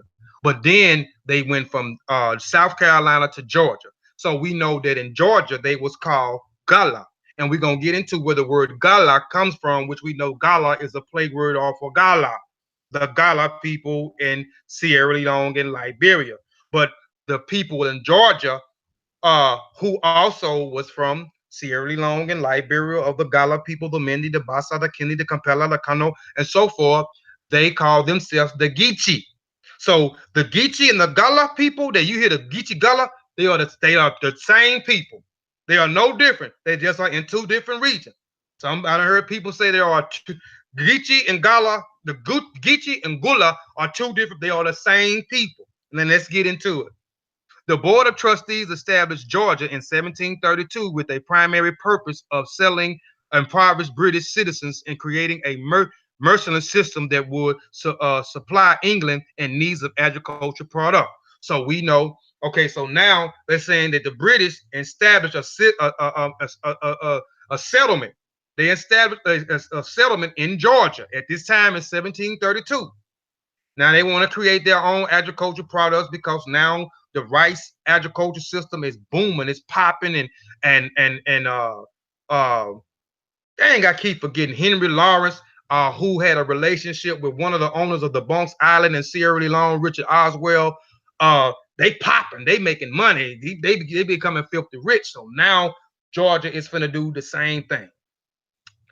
Systems would supply England with needs of agricultural products. The colony enacted in 1735 anti-slavery laws, but the prohibition was left in 1750. West Africans, the argument went, were far more able to cope with the climatical conditions found in South and as the growing wealth of South Carolina rice economics. So as well as in Georgia, the same thing. These people was isolated because of the swampy areas, because those Europeans were scared of the diseases in the forest and the swampy areas, specifically malaria and yellow fever. So they was isolated. They did not. The slave owners did not have their houses on their plantations. Even the towns was not even close to the sea lands of South Carolina and Georgia. These people was isolated from everybody, and they had the slave master came and a few other people came only in the wintertime. During summer and autumn, they was not there. And the Gullah people had a specific task that they had to do, which they was mostly unsupervised, which they did. And this is the reason why they are the only people that is the only Africans here that was able to stay attached to their own culture and traditions. Um, the colony enacted in 1735. And oh shoot, I already read that. Let's see. West Africans, the argument went, were far more able to cope with the climatical conditions found in South, and as the growing wealth of South Carolina rice economic demonstrated, slaves were far more profitable than any other form of labor available to the colonists. Gullah is thought to be shortened form of Angola. I told you earlier in the slides when we was talking about the Gola, we was talking about the Gullah people that migrated from Central Africa into Senegal, Ghana, specifically more in Liberia and Sierra Leone. Now, again, Angola is a name that the Portuguese came up with, and that region was called Ndongo. And we know that Ndongo was changed to Angola. Angola was a settlement of the Portuguese who came in, who was establishing trade with the people in the Congo. So they were selling trade, and then later on they began to start selling or trafficking humans because they didn't no longer wanted to swap trade think gold, uh, copper, and other things with the people in the Congo. They wanted human bodies for their sugarcane plantations. And that's a whole other story. And if you want that, again, go to Kofi Piesie TV or on this channel here, Mighty Warrior Clan, and look at the Portuguese and the Congo presentation. And it goes specifically in that. I talk about the name. I talk about the settlement Angola being established, what year, the first governor of that settlement, who came in after that, and so forth. The name of the group first imported to the Carolinas during the early colony period. Geechee, historically considered a negative word identifying sea islanders, became an acceptable term in light of cultural evidence linked it to West Africa. Although origins of the two words are not definitive, some enslaved Africans along the coast had names that were linked to the Kinsey group, who also migrated out of Central Africa with the Gullah people. The Gullah and the Kinsey people came and migrated out of Central Africa into West Africa. Some scholars say specifically at the same time they migrated out of Central Africa into West Africa, leading to a speculation that the terms may also derive from that particular culture. Emma, I ain't got but too much. I ain't got a whole bunch more to go, man. But you say I'm approaching. I ain't at 2 hours yet, so I'm good. I appreciate everybody still rocking out with me, man. But I trying to establish that the Gullah people are descendants from Sierra Leone and Liberia, the Pacific Gullah, but other ethnic groups who merged with the Gullah people, and these Gullah people are still practicing, and the only people, only Africans ever to hold on to the culture and certain things. So I'm just trying to show the comparisons and the things that happen. So I ain't got but a few more slides to go. Appreciate that timekeeper. Seeing Sean, my timekeeper.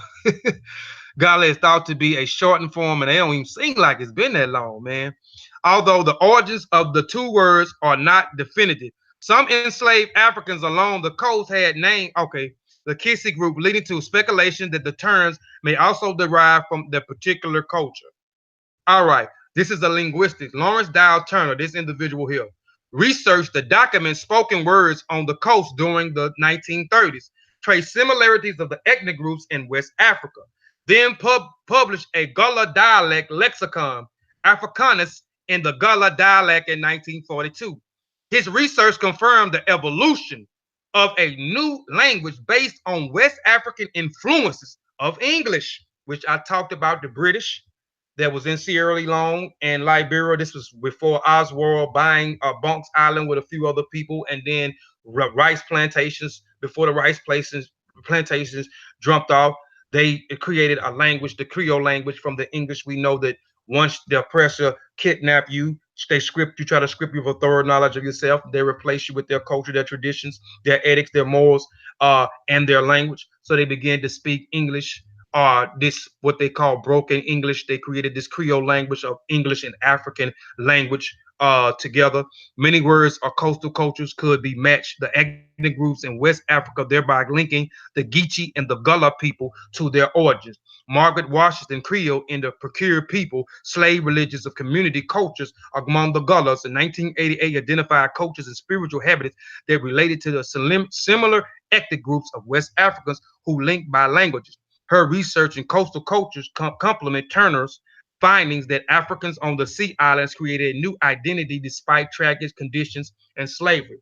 And again, the Gullah people are descendants of Sierra Leone and Liberia, Pacific Gullah people, the Mendi, and so forth. And from that language, that Creole language, the merging of African language in West Africa and the English language with the British, they created another language. And then when it was brought here, the Gullah people was isolated from the from the towns and isolated from the slave masters. They created their own tribe, the Gullah people, and created their own Gullah language from that African and Creole language. And this doctor here was one who, after so long, he began to study the Gullah people language because he was a linguistics, and he started to find the comparisons of the Gullah language with the West African languages to compare them and say that they are also descendants from the Gullah people or descendants from Sierra Leone and Liberia. And he began to come and talk to the people in Gullah. But here I'm just gonna keep it paused here. You can go and you can actually see who uh, Lawrence Dow Turner is, this linguistic, and see his credentials. His credentials in linguistics goes long. He went to a couple of university. He is a doctor. He has a doctoral degree. So I'm gonna leave it here just for a second. If you want to go back and look at it again, you can go back and look at it and look at the brother's credentials. All right. The enslaved rice growers from West Africa brought with them knowledge of how to make tools needed for rice harvest, including fanner baskets for winnow rice. The sweetgrass baskets found on the coast islands were made in the same style as baskets found in rice cultures in West Africa. Sweetgrass baskets also, and this the sweetgrass baskets. You know, when they started tying all the Gullah people into the Gullah people and these other people in Sierra Leone, you see, these people hadn't been around each other for over 100 and some years, and time has went by, and these people are still practicing uh, the culture and the traditions. And when the president eventually came over here, I think it might have been 1989, 1987, something like that, he started to see the similarities of the culture and the culture back home. These people are still intact with their culture uh, over years and years of being enslaved. Sweetgrass baskets also were used to carry laundry and storing food for fireworks. So here are some of the tools. You have the flail here. You have the winnowing baskets or fanner baskets. This is the basket that comes from out of West Africa. Them are the weavers putting this basket together to put the plant in the rice grain plant in, the mortar and pestle. These are things that they brung with them. They were skilled in making already before they even got to South Carolina and Georgia. Okay, the first step is getting the rice ready to eat is called threshing. Slash use the flail. This is what we going into the tools that I just showed: the flail, the winnowing basket, fennel basket, and the mortaring and pestle. All right. The first step is getting rice ready to eat is calling threat. It's called threshing. Slaves use a flail by repeating raising it over the head and bringing it down hard on the stalk and cutting rice. This separate the rice grain. It separated the rice grain from the long wheat-like stalk. The grain of rice were then swept into the pile. So you can see them here. This is not a good picture. I wish it would have been good, but you can see them with the flails in their hand right here, where they're starting to strike the grain on the ground. Okay, the rice. Once the rice has been threshing, women would then with the rice grains in the flat. So this is the basket that I talked about, the basket that I showed right here, the winning one basket or the fanner basket. Here, the Gullah are responsible for destroying the rice myth. Their ability to cultivate black rice stopped the myth of the rice was brought to Africa from West Africa, Asia. Right. Um, so the step getting rice ready to eat called hold on. All right. Once the rice had been threshed, women put the rice grains in a flat winnowing basket and gently tossed them into the air. The wind blew the shafts away and the rice fell back into the basket. And I showed you a picture earlier when we was talking about the Gullah people in Sierra Leone and Liberia. I showed you the women had the baskets with the grass wheats on top of their head. After they threw it in the air, they had them on top of their head as they was uh, carrying them through the land. Whittling was hot, dusty job. The final step of processing rice is called whitening. The side of the pestle on the long shaped pole, gentle ground of rice, ground the mortar, the bowl so that the hulls fell off. And this is what they're talking about here. They're talking about this tool here, the mortar and the pestle right here. fell off. The pointed end and the pestle generally cracked and loosened. Then the tough outer hull of the rice formed the softer edible center. Only a small amount of rice could be processed at a time. Trying to process too much rice is at once resulted in broken grains that were less money.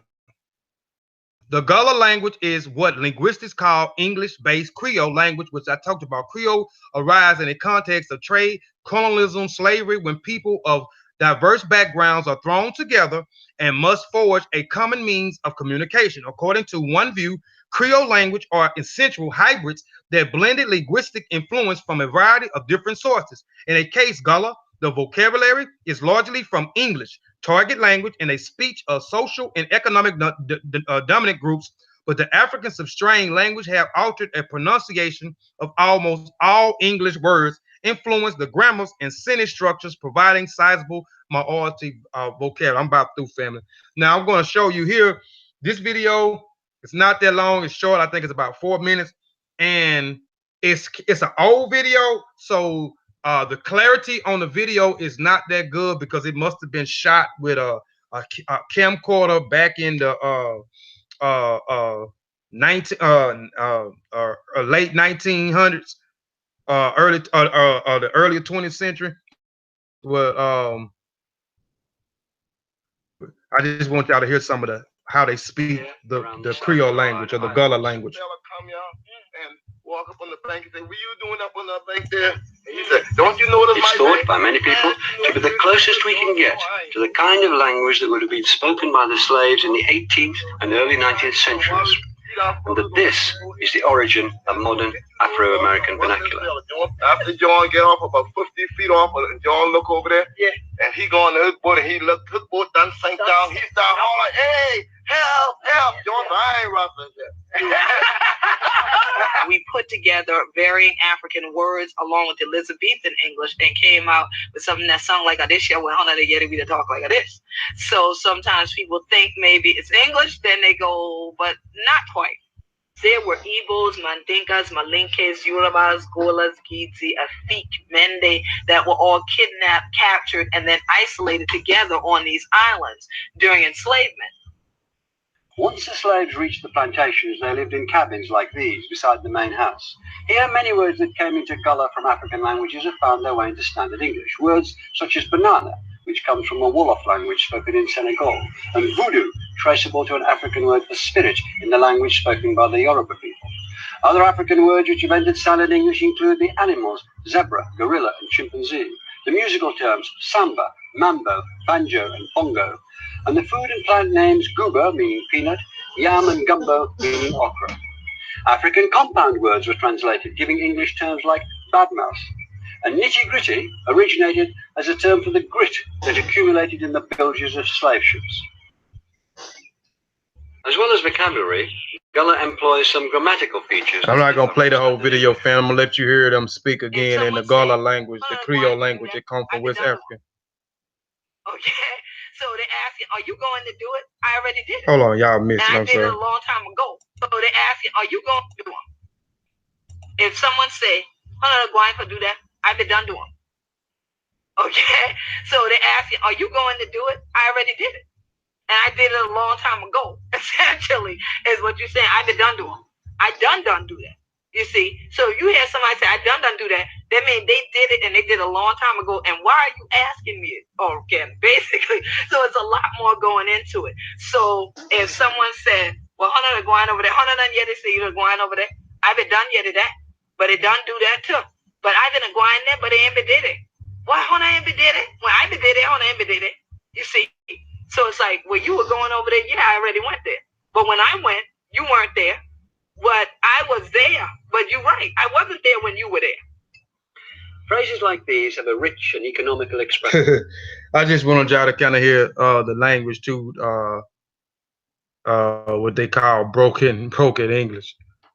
The British dominated the slave trade in the 18th century, and during that period, the English-based Creole spread it along the West African coast from Senegal and to Nigeria. This hybrid language served as a means of communication between British slave traders, local African trades, but it also served as a lingua franca, or a common language. And again, the Creole language that was created in West Africa during the Great Britain area, Sierra Leone and Liberia, the merging of those different ethnic African groups with the English language that created the Creole, and then later that mixture of African language with the British language, English language. Uh, those Africans came here. To South Carolina, and what's the name? They created from that. They created the Gullah. They created the Gullah language. Some slaves taken to America must have known Creole English before they left America. They did, and on the plantation, these speech seems to have served as a model for the other slaves. And it was also in West Africa. That Creole language that created was also a Franco-lingua for other African tribes and society if they wanted to trade or communicate with each other if they didn't speak one or the other indigenous language from another tribe or clan. They could speak in the Creole language, which also was a Franco-lingua. Many linguists argue that early West African Creole English was the ancestral language that gave rise to the modern English-based Creole in West Africa, Sierra Leone Creole, Nigeria Pidgin, etc., as well as the English-based Creole spoken by black population in America, the Gullah, the Jamaicans, the Creole, the Gunya, the Creole, etc. All right.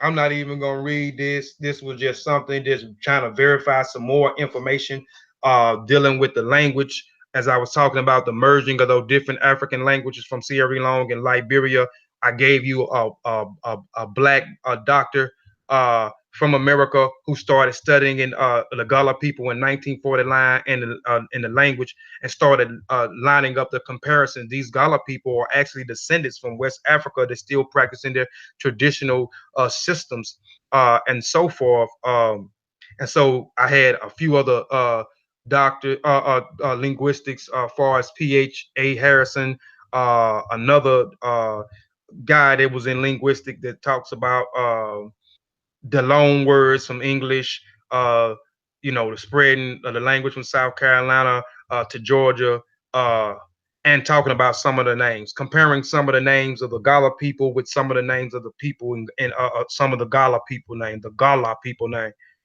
All right. The Gullah have drawn their African nicknames from various sources, including African first or given names, clans names, and African tribal names, their ancestors. They use masculine names Bala, Zori, Salufa, Ja, Lumba, and feminine names Marima, Fatu, Hawa, Hulu.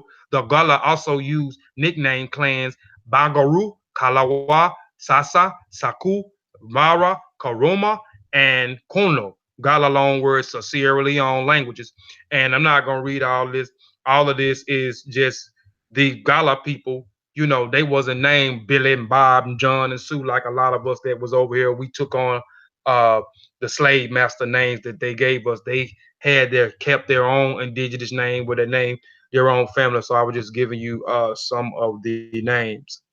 Final, the word Gullah itself seems to reflect the Coast origins of many slaves imported into South Carolina and Georgia. Lawrence Turner, this was the black doctor that I told you started studying in the 1949. So this linguistic that started studying the Gullah language and comparing it to the West African language in Sierra Leone, or comparing it to the Creole language as well as the other ethnic group languages that created the Gullah language and started comparing and saying these people are the same. Lawrence Turner attributed the Gullah to Gola, which I told you that the Gullah people are descendants from the Gullah people from Central Africa, who they call the Angolians. Uh, to Angola, to small tribes in Sierra Leone, Liberia borders where the Mendes and the Va territories come together. But the Gullah, and again, a lot of those tribes came together due to some of the tribes being smaller, so a lot of the tribes came together.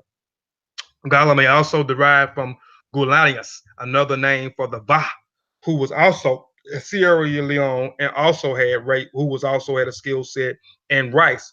That was in Sierra Leone or Liberia. I think the Va people might have been in Liberia or from Gola, the Mindi word for Va people. The Gala also called themselves Geechee, and again, like I told you, the Gala Geechee or the Gala and Geechee are the same people. They are no different. They are the same people, which Dr. Termy attributed to the Kissy tribe pronouncing Geechee. Geechee. So the word Gala comes from the word Gala, here, and then the word Geechee comes from the Kissi people. Remember, I told you that the Kissi people and the Gullah people migrated out of Central Africa into West Africa. So the Geechee word comes from the Kissi tribe, the Geechee, which inhabits a large area adjoining to the Mindi and Via text preserved by the Gullah. The significant percentage of the Mindi and the Va names are loan words of Gullah language. These interpretations seem to have considerable merits. Following the Civil War, a significant number of Gullah assimilated into the southern cities of Savannah, Georgia, and Charlotte, South Carolina, and other migrated north cities along the eastern seaboards like Philadelphia and New York. However, it is more important to note that majority of the Gullah stayed home, remaining in the seas. And I talked about this earlier. I'm not going to read the rest of this. I talked about how after the Civil War jumped off with the North and the South, and Emancipation Proclamation came down in 1865. Once the slaves were freed, the Gullah people, they stayed on the land. And you know that the Europeans didn't want and people might say, but why the Europeans didn't come back and take the land over? You have to remember this, as I told you earlier when I talked about the Gullah people in Sierra Leone and Liberia. They was over they cultivated rice in the forest, deep forest and swampy areas. And those areas carried all types of diseases which our ancestors became immune to. So when they was brung here, and they was brung on the sea islands in South Carolina and Georgia, who had the deep forest areas and swampy areas, this tropical area here, it had enhanced the same type of diseases, specifically malaria and yellow diseases. So the European wanted no part, because when they had their plantations, the slave master didn't stay near that area. The towns was nowhere near that area until 1920. So the Gullah people stayed isolated. So when the way was free, the Europeans didn't want to pour it over. So the Gullah inherited all those acres of land in South Carolina and in Georgia. The Gullah represent a traditional rural population which extended economic emotional ties to their homeland. The construction of the bridges in the middle of the 1950s connected coastal sea islands with mainland areas, leading lands developing and form gate communities, expensive homes, which I talked about earlier in a previous slide, or I got to talking about it before I even got to the slide. Now later on, after that, from 1865 up to 1920, they had no contact with outsiders from the town, or even the people who owned the land wanted to come back and reclaim the land after they was enslaved and brought there. They didn't want no parts of it. But at 1920, you start to see developers start to go back into South Carolina and Georgia, into the Gullah societies and the Geechee societies, and trying to take the land. Now, and they use methods by trying to trick them, or trying to get them to sell. And now a lot of them not trying to sell the land, they started raising the property taxes on it so high that the Gullah Geechee people cannot even uh, uh, uh, pay the taxes on the land. So a lot of them lose their land, are forced off because they couldn't pay the taxes, so they lose the land. But a lot of them sold willingly. They offer money, they sold willingly, and they left and went to other places. But there are a lot of Gullah people that still there trying to practice the district, still practicing the traditions, and trying to continue to fight those developers from coming in. I know on one part it might have been in South Carolina or Georgia. They had about 5,000 acres, and now they only got 250 acres because the other acres have been sold or been taken by raising the property value, or tricking some of the Gullah people, or the developers tricking some of the Gullah people. So they're still fighting because they believe if they lose their land, they're gonna lose their culture. New result. Same thing. I'm not gonna read this because I had already talked about it. This here, Bance Island history illustrated a complex economic relationship between the West African coast and Great Britain's southern colony. Its record shows that Henry Lawrence sent his own ships, and this was something earlier that I should have had, that Henry I talked about earlier too. So a lot of them I kind of jumped ahead of myself with those last few slides, because I just was trying to give a little clarity on the other little things, so I kind of went a little further. So these are my references right here. I hope everyone enjoyed the presentation.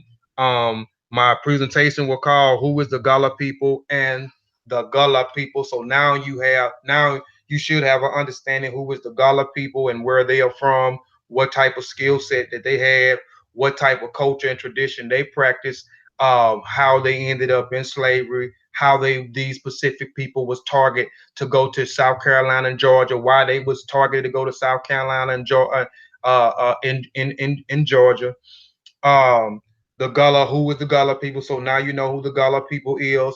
They kept their tradition. How was they the only African people kidnapped and was able to keep their culture and heritage uh intact, and every other African that arrived here was outlawed and banned. So you know that due to the tropical areas of the sea land or the islands that they was on in South Carolina in Georgia was swampy area, forest area that had caused certain diseases, malaria, yellow fever.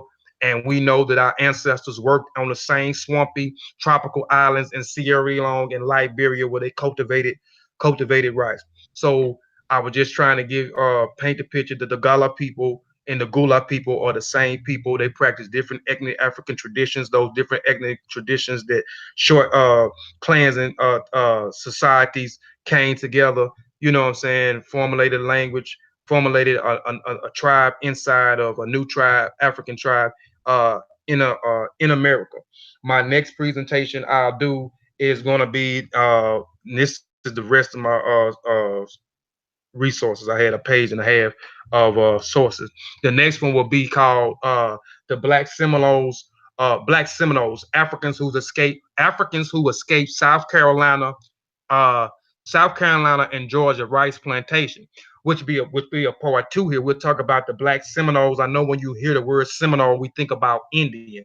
So we're going to talk about the Indians a little bit, but we're going to specifically talk about the Gullah people some more. Because when you mention the Seminoles are nothing but the Gullah people who became the Gullah people, and the Gullah people also fought too while they was on the rice plantations, and they left and they migrated into a town that was free here that was called Saint Augustus, which is Florida, who was taken over by a Portuguese, now a Spanish explorer who named it La Florida. You know what I'm saying? St. Austin. So we're going to talk about them, and we're going to talk about these Indians, and then we're probably going to put the rest and probably make some of these Aborigines people a little bit mad, because I'm going to talk about a lot of the Indians and how they owned our ancestors, but also what they considered that their slavery was not the same as the European slavery. So I'm going to highlight that as well. But they did own us, but we did have our own society. We did intertwine with their traditions as well as the people in Spain. So we identified and we gravitated and we merged our African system with the Indian system, as well as with the Spanish system, as well as with the British system, because I'm going to show you British and Spain was fighting for Florida. So Spain owned it. British finally took it over, and then Spain took it back, and then Spain declared it a free town for all slaves that escaped. They did this for a specific reason, a specific tactic for all slaves that escaped. If they made it to Florida, they was free. And I'm going to go into all those different things and talk about some of those other Indians and what they did and how we intertwine with their culture, and again how we were their slaves. I'm gonna show you that some of the Indians was our slave master. So that's gonna be a good presentation. But I'm gonna go back and I'm gonna show you, even before we go to Florida, I'm gonna show you another part of Florida called Fort Moses, where the first eight recorded Africans landed on, and then later the other escaped Africans came into Florida. So I'm gonna paint a picture earlier, and then we're gonna go all the way up until the Black Seminoles. We're gonna go into the revolt. We're gonna talk about why the revolt happened with the first Seminole War, the second Seminole War, which the second Seminole War was the African War. It wasn't a war with the Indians and the Africans. It was the African War, not the Indian War. And I'm gonna talk to you and explain to you and show you why I say it's an African war and it wasn't the African and Indian. The first one was the Seminoles and the Black Seminoles, or the Seminole Negroes as they called them. That was the war. Then we talk about World War III. Then I'm gonna show you something else of a story that validates the Seminole War being a Black African war by verifying one of the guy that actually started the revolt in South Carolina. Show his great grandson actually talk where he's not talking, but I'm gonna show you some information where he actually is providing the same information of the stories already told. So I appreciate it. I want to say dua, duau. I want to say modupe and moriri. Appreciate y'all for rocking out with me with this presentation. I hope I let no one down. I hope everyone was able to learn. I hope I showed the correlations between the two groups very well. I hope I did. I hope this was a great video that you can share with your family uh, and with others. Here, I am a member of the Seshuma Omni Metanetter group, so please go subscribe to the Seshuma Omni Metanetter. We are a group of like-minded individuals who studies the language, which is the Rani Kemet, and the writing system, which is called the Seshuma Metanetter. So please go subscribe to our YouTube channel. We have over 100 and some videos on there that's dealing with the language, where we're transliterating and translating uh, hieroglyphs, but we call it the Sesh. Uh, Also, go subscribe to my personal channel, Kofi Piesie TV. It's a young channel. It's only been up maybe 5 or 6 months.